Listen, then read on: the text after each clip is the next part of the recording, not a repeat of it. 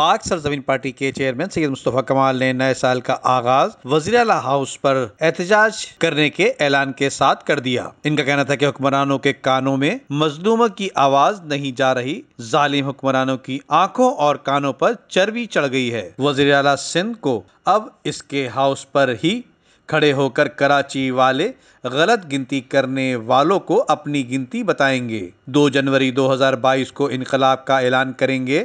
ہمارے پاس کھونے کے لیے اب کچھ نہیں بچا۔ مصطفیٰ کمال نے کراچی کے علاقے سیوک سینٹر یونیورسٹی روڈ پر احتجاجی دھرنے سے خطاب کرتے ہوئے کہا کہ اب یا تو ہم رہیں گے یا تم رہو گے۔ شریف لوگ جب اپنے حقوق کے لیے ایک جگہ کھڑے ہو جائیں تو ان سے زیادہ خطرناک کوئی نہیں ہوتا۔ پاکستان نہ کھپے کا نعرہ لگانے والی پیپلز پارٹی محب وطن لوگوں کو ریاست کے خلاف کر رہی ہے۔ ہم پیپلز پارٹی کو بچا کچا پاکستان توڑنے نہیں دیں گے، ایک نیا مشرقی پاکستان نہیں بننے دیں گے۔ آکسفورڈ کی تعلیم یافتہ بلاول زرداری اپنے آباء و اجداد سے زیادہ کرپٹ اور ان سے بڑا وڈیرا ہے۔ تعلیم بلاول زرداری کا کچھ نہیں بگاڑ سکی۔ ہمیں پانی نہیں، پانی کا اختیار چاہیے۔ ہمیں سڑکیں نہیں، سڑکوں کا اختیار چاہیے۔ ٹرانسپورٹ نہیں، ٹرانسپورٹ کا اختیار چاہیے۔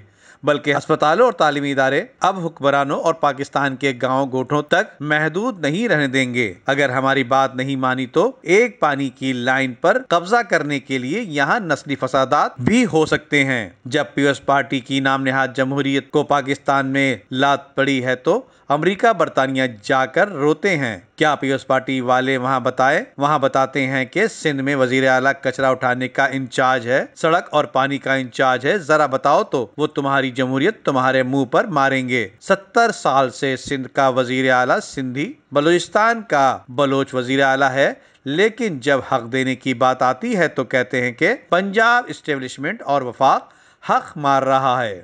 پی ایس پی ڈسٹرکٹ ایسٹ میں تمام زبان بولنے والے آج پیپلز پارٹی کے ظلم کے خلاف کھڑے ہو گئے ہیں۔ احتجاج مظاہرے میں ہزاروں کی تعداد میں خواتین، بچوں، جوانوں، بزرگوں نے شرکت کی، جبکہ فضا میں گو زرداری گو، مک گیا تیرا شو، زرداری کے فلک شگاف نعرے بھی لگائے گئے۔ ندیم صدیقی، میٹرو 7 پاکستان۔